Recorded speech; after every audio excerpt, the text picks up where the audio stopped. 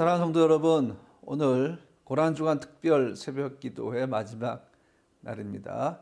우리 함께 빌립보서 2장 5절로 11절 말씀을 같이 암송하면서 시작하도록 하겠습니다. 너희 안에 이 마음을 품으라. 곧 그리스도 예수의 마음이니 그는 근본 하나님의 본체시나 하나님과 동등됨을 취할 것으로 여기지 아니하시고 오히려 자기를 비워 종의 형체를 가지사 사람들과 같이 되셨고 사람의 모양으로 나타나사 자기를 낮추시고 죽기까지 복종하셨으니 곧 십자가에 죽으심이라.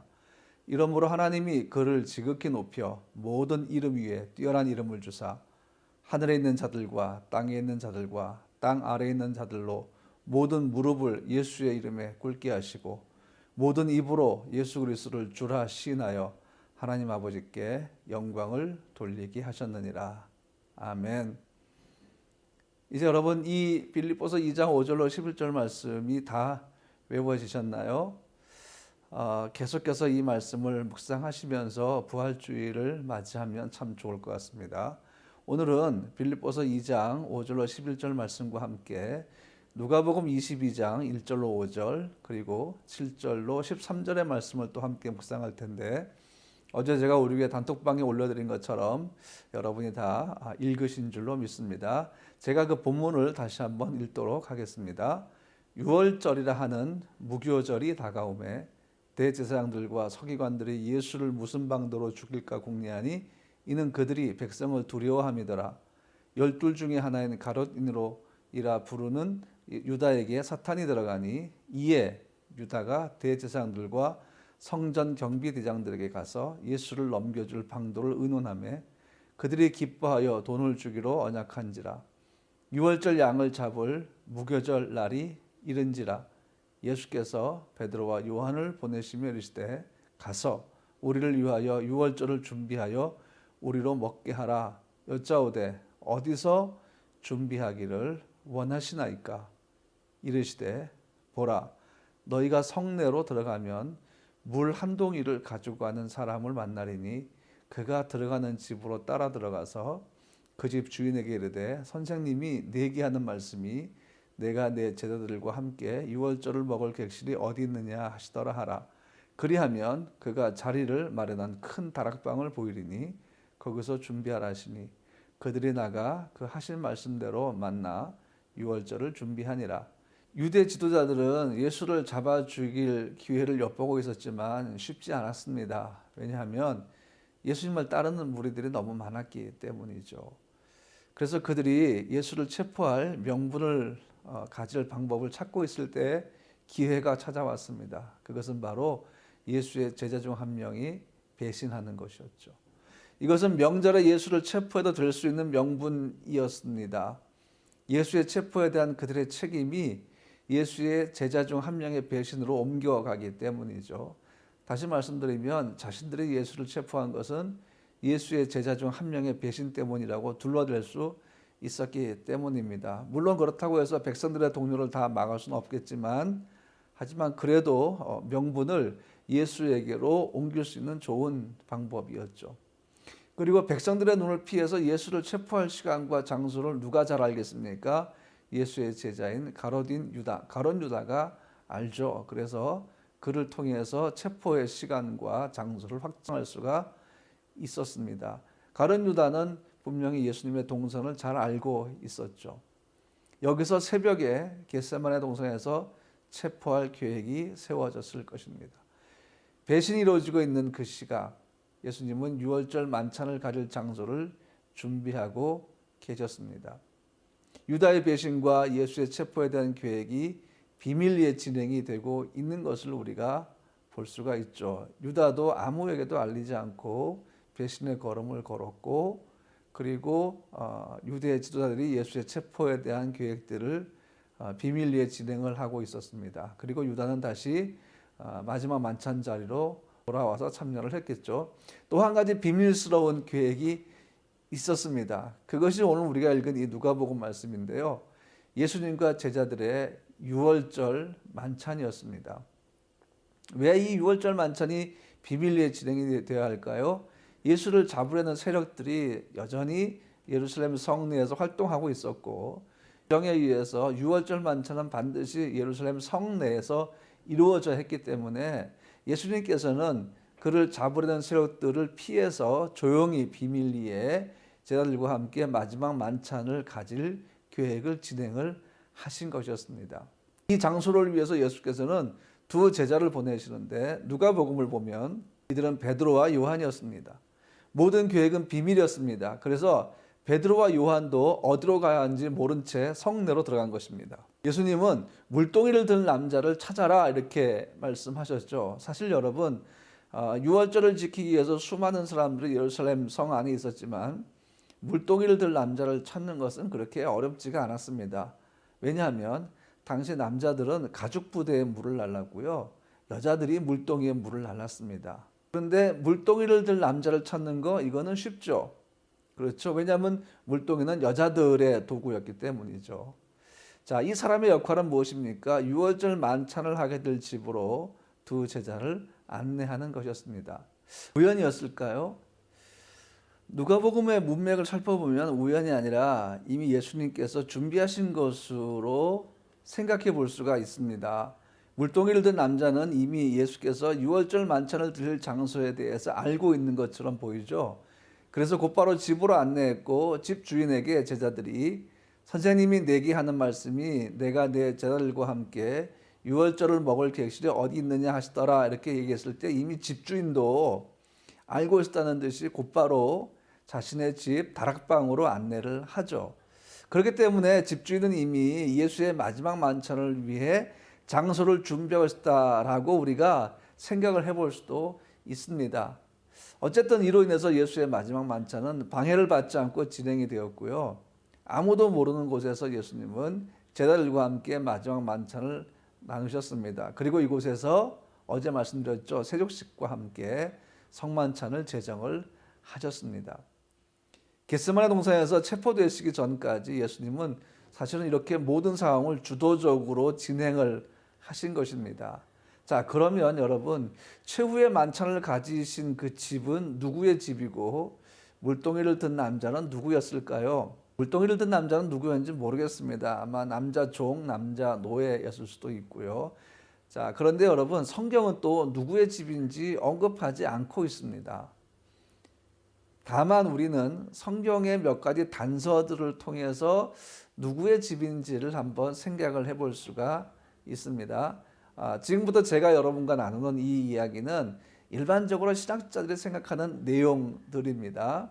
그런데 저는 누구 집이었을까 보다 더 중요한 것은 우리가 주를 위해 헌신한 한 가정과 그 가족들에 대해서 생각을 해볼 수 있고, 또 그들의 헌신과 섬김을 통해서 우리가 배울 것이 있기 때문입니다. 그래서 오늘 제가 여러분에게 누구의 집, 누구의 다락방이라고 성경은 말씀하고 있지는 않지만 일반적으로 우리가 알고 있는 성경의 내용들을 가지고 한번 누구의 집인지를 한번 추리해 나가려고 합니다. 첫 번째 단서를 한번 볼까요?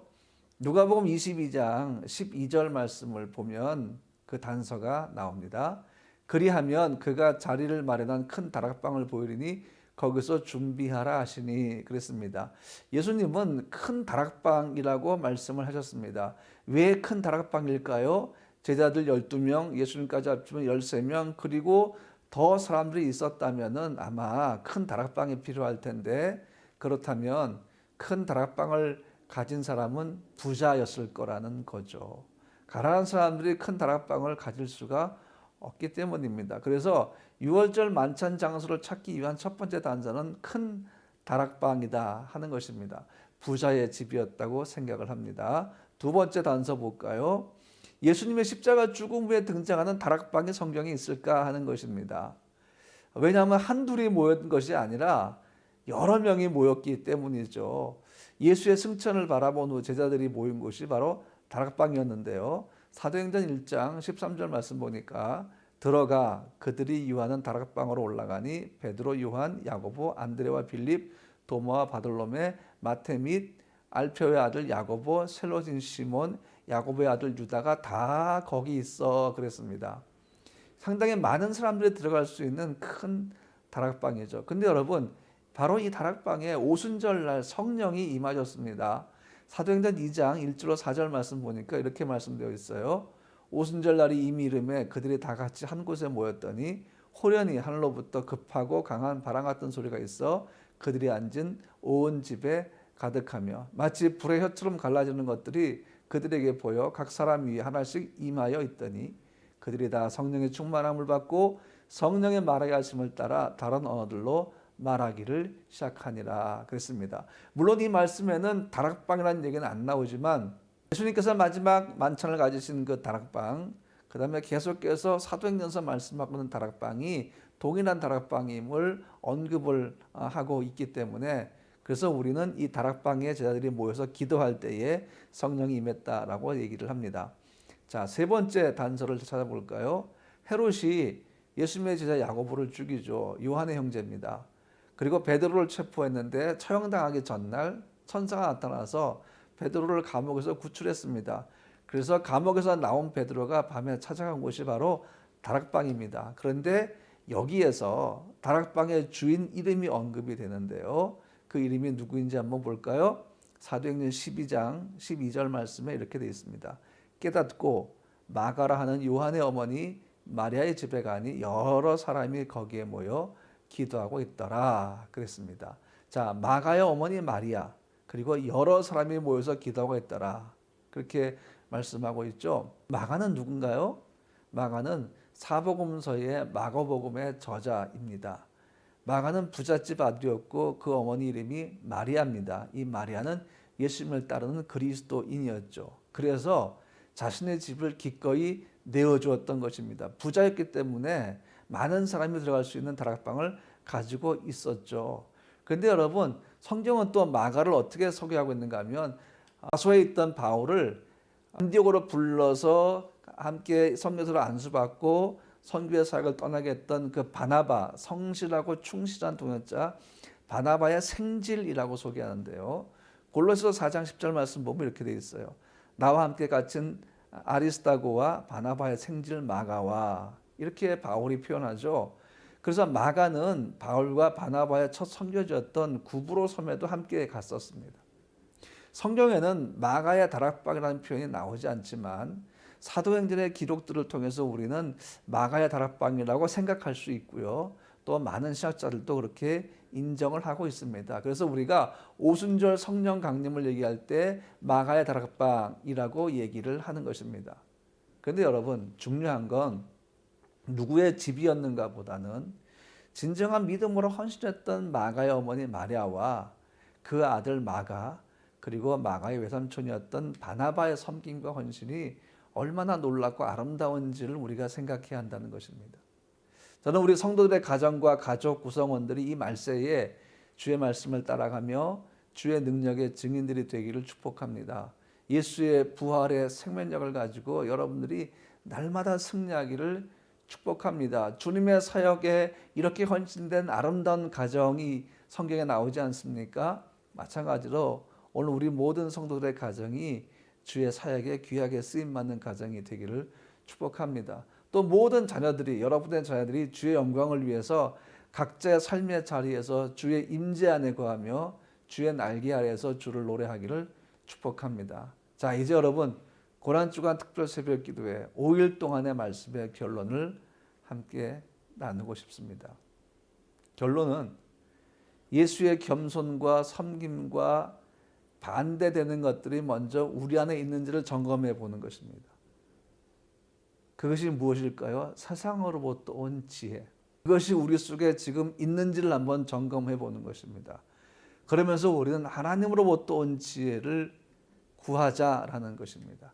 자, 여러분, 예수의 섬김과 자기 비하 그리고 죽음과 부활의 능력을 우리가 아무리 알아도요, 우리의 삶에 그것이 적용되지 않으면 우리가 상관이 없습니다.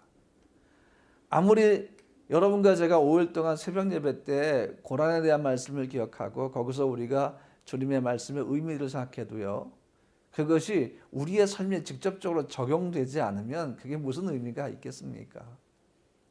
여러분, 오늘 우리가 버려야 할 것은 유대 지도자들이 예수를 죽음으로 몰고 간 실제적인 이유인데요. 그것은 하늘로부터 온 것이 아니었습니다.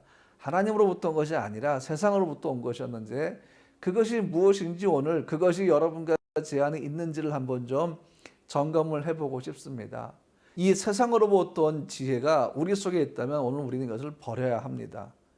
왜냐하면 이것이 바로 유대 지도자들이 예수님을 죽음으로 몰고 간 직접적인 이유가 되었기 때문입니다. 그것이 무엇일까요? 예수님의 순환기간, 즉 겟세마네로부터 골고다 이르기까지 그 시간은 사탄이 마음껏 하나님의 아들을 공격할 수 있는 시간이었고요. 가룟유다로 하여금 사탄은 배신하도록 만들었고 또 사람들로 하여금 하나님의 아들을 공격하도록 격동시킨 시간이었습니다. 그 시간 속에서 우리는 왜 유대 지도자들이 예수를 죽이려고 몸부림쳤는지를 한번 좀 생각해야 합니다. 그들의 말에 의하면 빌라도에게 뭐라 하겠습니까? 신성 모독, 그 다음에 가이사에 대한 반역 뭐 이런 걸 얘기하지만 아닙니다. 성경은 그리스도인이 아니라 오히려 빌라도를 통해서 그 유대 지도자들이 왜 예수를 죽음으로 몰고 왔는지를 명백하게 얘기하는데요. 자, 마태복음 27장 17절과 18절 말씀을 제가 읽겠습니다. 그들이 모였을 때 빌라도가 물어 이르되 너희는 내가 누구를 너에게 놓아주기를 원하냐? 바라바냐 그리스도란 예수냐 하니 이는 그가 그들의 시기로 예수를 넘겨준 줄 알미더라 그랬습니다. 유대 지도자들이 왜 예수님을 십자가 죽음으로 몰고 왔습니까? 시기심 때문입니다. 이 시기심이 어떤 건지 아세요? 사람을 죽음으로까지 몰아넣는 아주 악한 것입니다. 그래서 야고보서 3장 16절에 이렇게 말씀하고 있어요. 시기와 다툼이 있는 곳에는 혼란과 모든 악한 일이 있습니다. 이 말씀이 뭘 의미합니까? 시기가 있는 곳에 일어나는 것은 혼란과 모든 악한 일이라는 것입니다. 이러한 마음은 땅 위의 것이요 정욕의 것이요 귀신의 것이라고 야고보서 3장 15절에서 또 말하고 있거든요. 즉 시기는 무엇입니까? 하나님의 가르침이 아니라 사탄의 역사이며 세상의 악함으로부터 만들어지는 것들이다 하는 것입니다. 그래서 베드로가 이렇게 이야기합니다. 시기를 악독과 기만과 외식과 같은 것이라고 하면서 무조건 버리라고 권면을 하죠.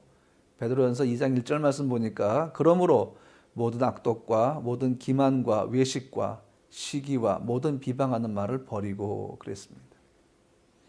오늘 우리가 고난주간 특별 새벽 기도를 마치면서 예수님의 고난 그 과정을 살펴봤을 때 유대 지도자들이 왜 예수를 십자가 죽음으로 몰고 왔는가 하는 것들을 마지막으로 지금 우리가 언급하고 있죠. 시기했다라는 것입니다. 이것은 세상으로부터 온 지혜입니다. 우리가 버려야 할 것들이죠. 그러면 여러분 우리가 가져야 할 지혜는 무엇일까요? 야고보서 3장 17절과 18절 말씀 보니까 이렇게 되어 있습니다. 오직 위로부터 난 지혜는 첫째 성결하고 다음에 화평하고 관용하고 양순하며 긍휼과 선한 열매가 가득하고 편견과 거짓이 없나니 화평케 하는 자들은 화평으로 심어 의의 열매를 거두느니라. 아멘. 예수의 마음이 바로 이런 것들입니다. 예수님은 왜 이 땅에 오셨습니까? 하나님과 우리 사이에 화평케 하시려고 오셨습니다. 화목케 하시려고 오신 것입니다. 예수의 마음이 이런 것들이죠. 그래서 여러분 우리 속에 시기심이 있다면 그것은 다른 사람을 죽음으로 몰고 갈 수밖에 없는 악한 성품이라는 사실을 우리가 기억해야 합니다. 그리고 우리는 그것을 버려야 할 줄로 믿습니다. 오늘 우리의 기도는 주님을 향해서 항상 주의 마음을 품게 하옵소서. 하나님으로부터 온 지혜인 성결, 화평, 관용, 양순, 긍휼, 선한 열매가 내 안에 가득하게 하옵소서. 편견과 거짓이 없는 마음을 갖게 하시며 우리로 하여금 화평케 하는 자가 되어서 날마다 의의 열매를 거두게 하옵소서라는 것으로 시작해야 할 줄로 믿습니다. 여러분과 저는 그리스도인입니다. 선한 영향력을 가진 그리스도인입니다. 마태복음 5장을 보면 화평케 하는 자에게 주어지는 복이 있는데 이렇게 말씀하고 있어요. 마태복음 5장 9절 말씀, 화평케 하는 자는 복이 있나니 그들이 하나님의 아들이라 일컬음을 받을 것이며. 아멘. 여러분과 나는 하나님의 자녀들입니다. 그런데 하나님의 아들이라 일컬음을 받는 방법이 뭐예요? 화평케 하는 것입니다. 저는 우리 교회가 프라하에서 이 역할을 했으면 좋겠습니다. 여러분들이 서로 화평케 하는 자 역할을 했으면 좋겠습니다. 혹시 우리 안에 시기심이 있다면 이 시간 버립시다. 우리와 어울리지 않는 것입니다. 그것은 하나님으로부터 온 것이 아닙니다. 그 시기심이 유대 지도자들로 하여금 예수를 십자가 못 박아 죽게 만든 것입니다. 성도 여러분, 사랑을 가집시다. 그리고 부활의 생명을 가진 우리의 모습을 돌아보면서 이제 부활주일을 준비합시다. 또 오늘 저녁에 금요기도회가 있습니다. 함께 참여하셔서 우리가 함께 기도함으로 고난주간 나머지 시간들을 함께 보냈으면 좋겠습니다. 오늘 하루 여러분에게 주님 주신 사랑과 은혜가 풍성하기를 주님의 이름으로 축복합니다. 이제 우리 함께 기도하겠습니다.